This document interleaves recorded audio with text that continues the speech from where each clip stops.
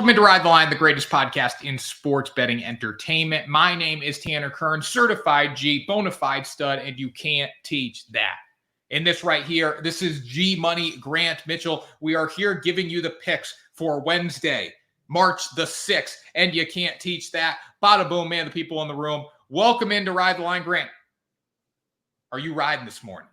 You haven't asked me in a while, Tanner. I am riding. It's a Wednesday. It's the hardest day of the week. It's the hump day. You got to get through it. So I got to ride into it. I got to ride into the video here, and I got to ride into these picks. No bad days, Grant. No bad days. Talking sports picks. No bad days for you, Mr. Ladder Challenge. You're moving your way through it. So the ladder challenge has been going good. We are officially on day 6. That means we need to turn $320 into $640. I have a 4-team parlay tonight.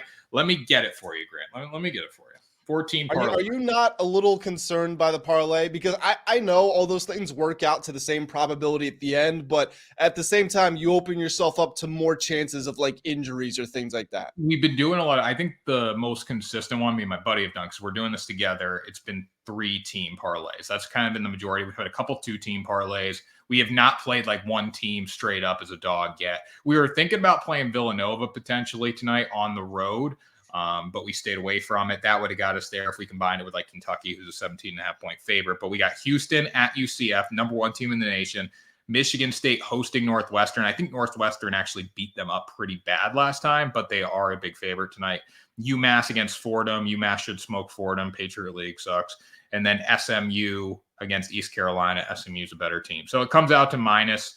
Actually, on Fanatics, where I placed it, he placed it on FanDuel, it was minus 102. I placed on Fanatics, it was like plus 110. So that's the value of line shopping, which you can do at WSN.com. Yeah, 100%. Good plug. Good plug. Go on over there, WSN.com. You can find stuff about sportsbooks. You can get some bonuses, some promo codes, whatever you want. We got it all over there. And if you don't know what the ladder challenge, we've talked about it on the show, but it's when you try to turn $10 into $10,000 over 10 days. So you just double your money every day. And if you make it through, it comes out to $10K. I don't think I've ever seen anyone do it before on TikTok. I've seen one guy get to like day 8, day 9, and he had like tens of thousands of people riding his picks. Nobody's riding the picks right now. Very few people riding the picks. Hey, that's not the worst thing in the world. You don't want the sports books to know that you're onto them. No, my buddies, I'll get texts from people that like I haven't talked to since high school. They're like, yo, man, we're riding today. I'm like, hey, thanks. Let's get it, bro. That's pretty funny. Well, speaking of riding, Tanner, you want to ride us on over into a college basketball pick of yours? Yeah, definitely. So we got a couple college basketball picks tonight, and we got previews coming. Like, guys, March Madness on WSN.com is going to be legitimately insane. So make sure you get on WSN for March Madness. Start reading the site. All that stuff is linked down below. We're going to have previews for every game, promo, articles, prop picks, future bets, you name it. We got it. But the first pick that I'm going with I actually wrote a preview on this game. Tennessee minus 5.5 on the road against South Carolina tonight. South Carolina beat up Tennessee in their first game of the season in Knoxville. That was back in January, I believe. When you look at South Carolina, they are a good defensive team. They play really well in the backcourt, but overall on offense, they can't keep up with Tennessee if the Volunteers get going. In the first meeting between these two teams, Tennessee was horrendous on offense. They were not scoring anything except Dalton Knecht, who's their star guard. He dropped 30 points against South Carolina in the first game, but he was the only guy that scored for them. I think he has a big night. I think this team effort comes together for Tennessee, and they find a way to win and cover it on the road here.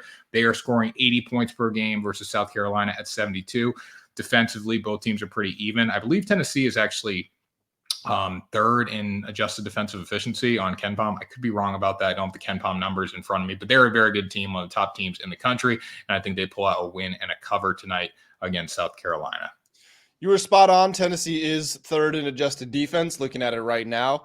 This South Carolina team has been one of the biggest success stories of the season because they've so greatly overachieved. That being said, though, it has gotten a little dicey as of late. Still 3 wins in their last 5 games, but obviously 2 losses.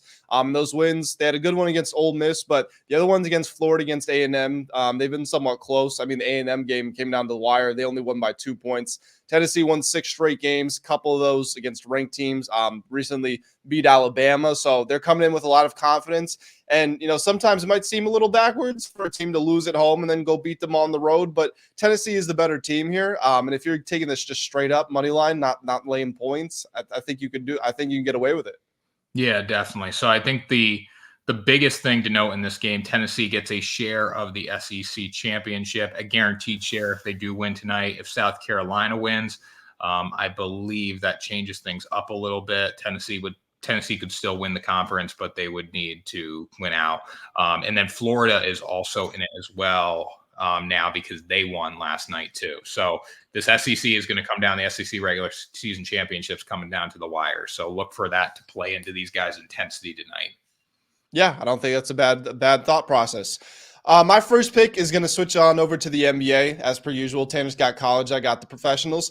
I'm looking at the Orlando Magic -8 against the Washington Wizards. Now, I had the Magic last night. Oh, Tanner, let me tell you about my picks last night. So I bet on 3 NBA games. I had the Magic at -7 against the Charlotte Hornets. -8 against the Charlotte Hornets. They cover that. No problem.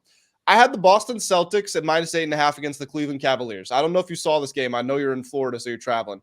Boston is up by 22 going into the fourth quarter. No Donovan Mitchell, no Max Strus for Cleveland.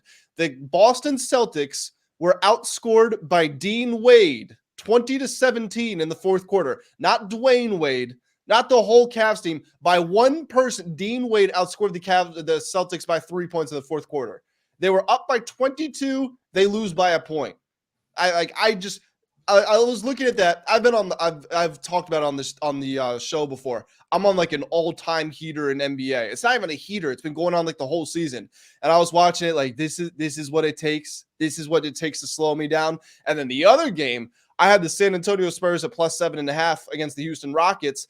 Alperen Şengün, who's a good young player, but he had gone under his points total in 11 of his last 12 games, going against Victor Wembanyama, who's already one of the best interior defenders in the league. Şengün had 45 points, a career high, 16 rebounds, 5 steals.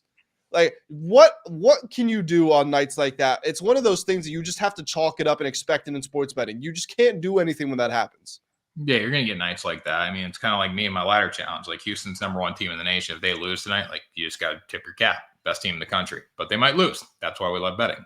Yep, 100%. But yeah, back to the pick here. So Magic -8 against the Washington Wizards. The Magic are on the second night of a back-to-back. Washington has the rest advantage. Does that matter? No. The Wizards are probably the worst team in the league. Shout out to Kyle Kuzma for saying nobody wants to be the Detroit Pistons. And now the Wizards are worse than the Pistons. They've lost 15 straight games. Orlando, even though it is the second night of a back-to-back, they're 6-2 against the spread as a road favorite. Won 4 straight, 7 of the last 8 games. They're 5th in net rating post All-Star break. Again, Washington right at the bottom.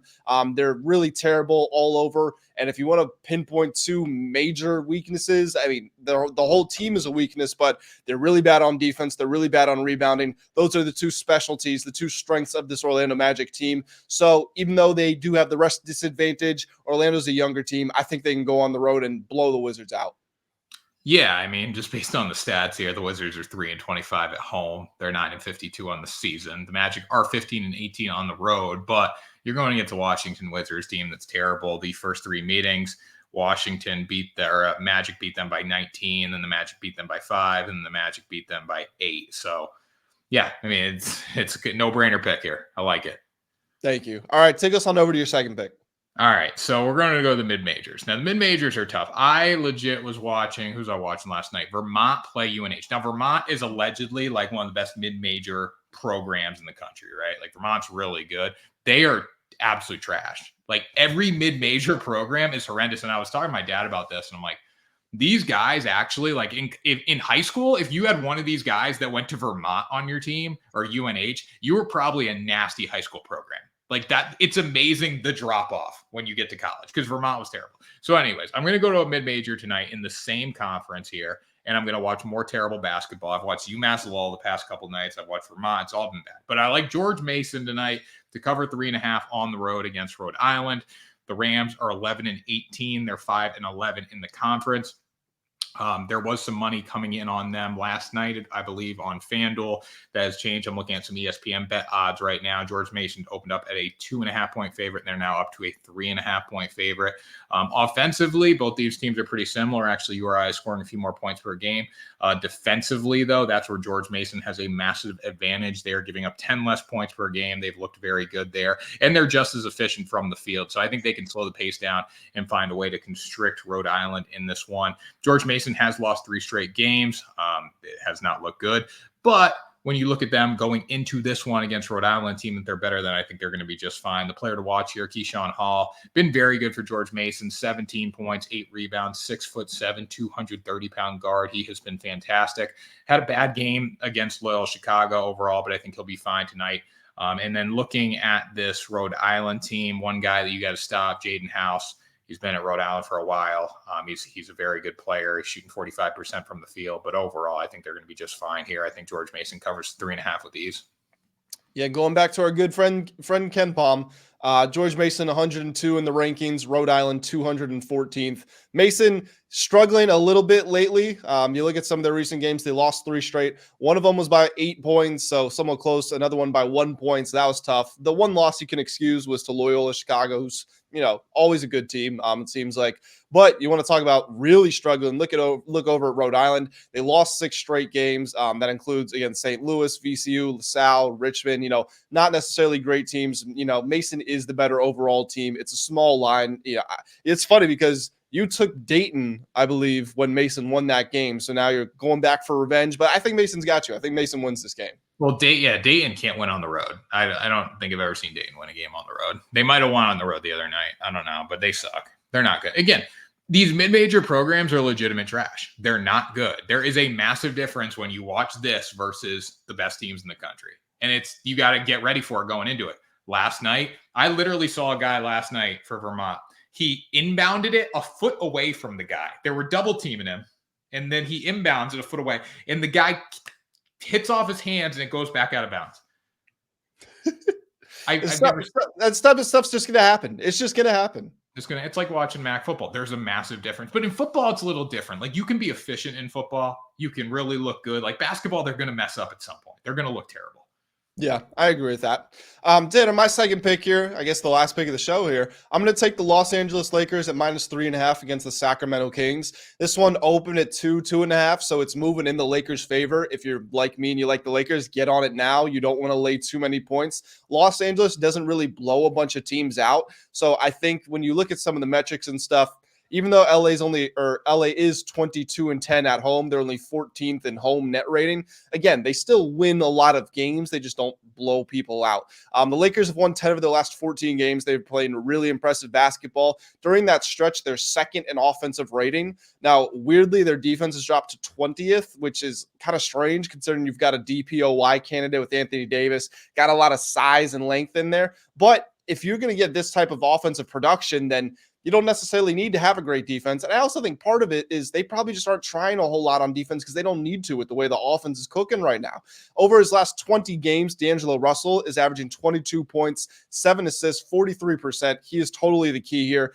Again, you can accept some of his defensive limitations if he's going to continue to provide this level of shooting, scoring, and just being a threat on the court. Even if it forces the opponents to take a quarter step more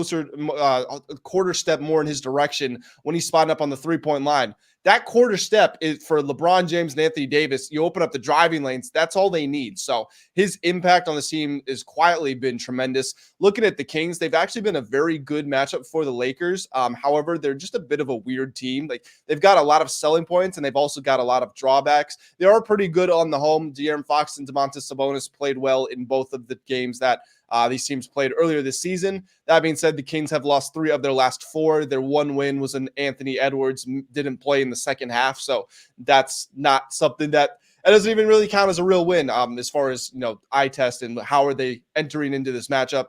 The Lakers also, the key for them here, shooting better than 39% from 3 as a team post All-Star break. One thing they got to watch out for, the dribble handoff combination with De'Aaron Fox, Domantas Sabonis. Sacramento runs dribble handoffs at close to twice as frequently as the second highest team in the league does. So got to slow down the 2-man game, but you've got the bodies to do that. And I think the Lakers get a win here, stay hot.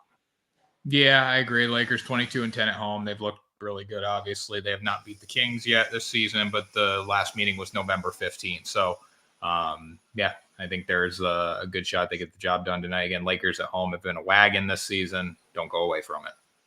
Yeah, and keep in mind, they did this last year. They went 18-9 either after the trade deadline or after the All-Star break. So same thing's happening right now. They're just kicking it into gear. Well, we got some good sports tonight. We got some good college basketball. We're coming into rivalry week, coming into conference tournaments. We got some good NBA tonight.